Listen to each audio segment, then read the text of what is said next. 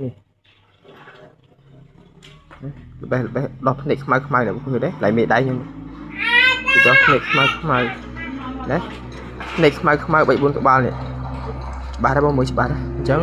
ខ្ញុំពងថាស្អែកហ្នឹងទៅខានស្អែកវិញហើយអញ្ចឹងដំណើរហ្នឹងបងបាច់ថែមថែមមួយឲ្យស្រេចបាច់អស់ហើយតបមកទៀតខ្ញុំធ្វើការចប់ឲ្យបងឯងខ្ញុំក្របឲ្យចិត្តអញ្ចឹងណាណាមក្របហើយខ្ញុំចាប់ផ្ដើមចោលឲ្យបងជូនបងតាមរយៈនេះណា